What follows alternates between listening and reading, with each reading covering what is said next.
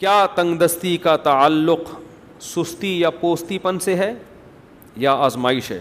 دونوں سے ہے. کبھی اللہ کی طرف سے ہوتا ہے, آپ پوری محنت کر لو, اللہ رزق کے دروازے نہیں کھولتا, اور کبھی آپ کچھ بھی نہیں کر رہے ہوتے, رزق برس رہا ہوتا ہے آپ کے اوپر. بڑے بڑے پوستی ہم نے دیکھے ہیں, نوٹ گننے کا ٹائم نہیں ہے ان کے پاس, تو اللہ کی طرف سے ہے یہ.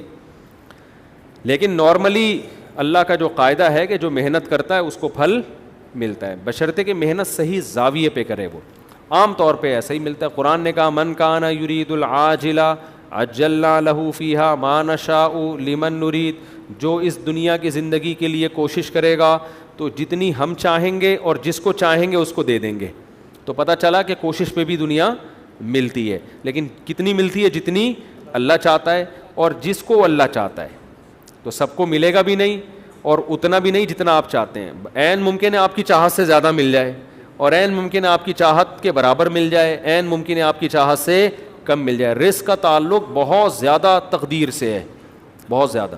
تو ہمیں حکم ہے محنت کرنا ہے. تو فائدہ یہ ہوگا محنت کا کہ محنت کرنے کے بعد اگر رزق نہیں ملا تو صبر کا ثواب ملے گا. پوستی پن میں زندگی گزارے تو پھر اگر رزق نہیں ملا تو اس پر ثواب بھی نہیں ملے گا, الٹا گناہ بھی ہوگا سست بننے کا. کام کرنے کا دل نہیں چاہتا, ہر وقت سستی پوستی پن رہتا ہے, گھر میں غربت بھی ہے, دماغ بھی نہیں چلتا. دیکھو کام کرنے کا دل, بعض دفعہ میں نے پچھلے ہفتے بیان کیا تھا کہ میڈیکلی کوئی باڈی میں پرابلم ہوتی ہے, نیند پوری نہیں ہو رہی, کوئی ٹینشنیں ہیں, تو جب آدمی خوش نہیں ہوتا نا, دل گلستاں تھا تو ہر شے سے ٹپکتی تھی بہار, دل بیاباں ہو گیا عالم بیاباں ہو گیا. جب دل خوش نہیں ہوتا تو آدمی ہر چیز میں ٹینشن دیتا بھی ہے اور ٹینشن لیتا بھی ہے. تو سب سے پہلے تو صحت کا خیال کریں, ٹائم پہ سویا کریں, نیند پوری ہونی چاہیے, فٹ فاٹ آدمی, یہ نشے وشے کی ساری چیزیں چھوڑ دیں. دوسرا, پھر بعض دفعہ دل اس لیے بھی نہیں لگتا, آدمی کام ایسا کر رہا ہوتا ہے جو اس کو مشکل لگ رہا ہوتا ہے. مشکل کام میں کبھی بھی انسان کا دل نہیں لگتا. کام ہمیشہ آسان سے شروع کیا کریں.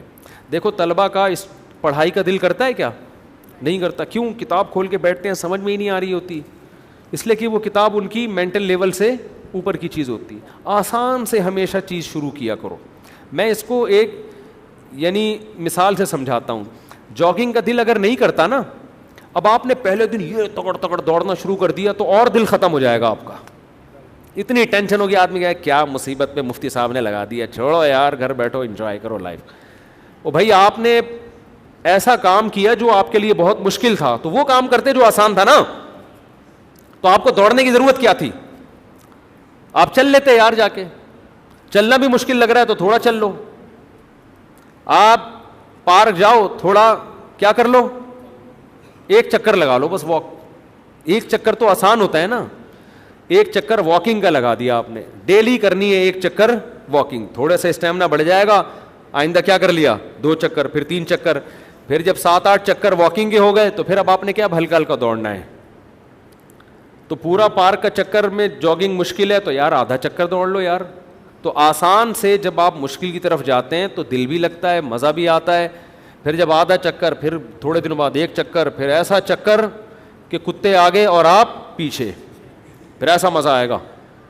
پڑھائی کا بھی ایسا ہے بھائی, جتنا پڑھا جو سمجھ میں آ رہا ہے نا, آسان کتاب لو. آپ نے انگلش سیکھنی ہے, آپ مشکل کتاب سے شروع نہ کرو, آپ بالکل A for apple B for balloon سے شروع کرو. آپ B سے بغیرت اور C سے K سے کمینہ, معذرت کے ساتھ آج کل تو یہ چل رہا ہے یوٹیوب پہ.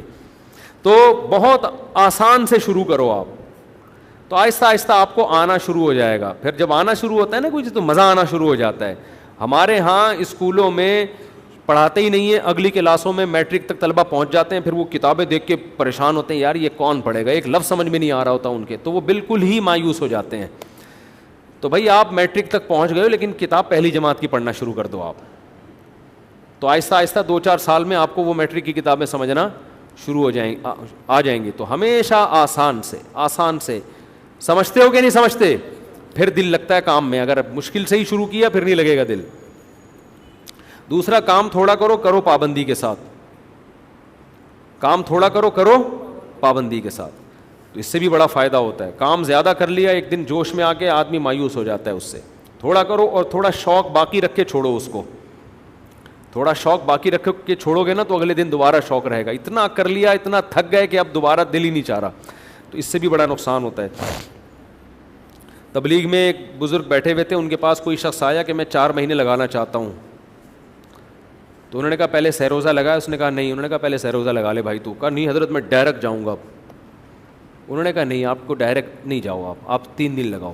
3 دن میں ٹینشن ہو جاتی ہے جو پہلی دفعہ جا رہا ہو, تو اچانک تھوڑی 4 مہینے یار, پہلے 3 دن لگاؤ, پھر تھوڑا ٹینشن ہوگی, ٹینشن کے عادی بنو گے, پھر تھوڑا مقدار بڑھاؤ, پھر 4 مہینے پہ آؤ. سمجھتے ہو؟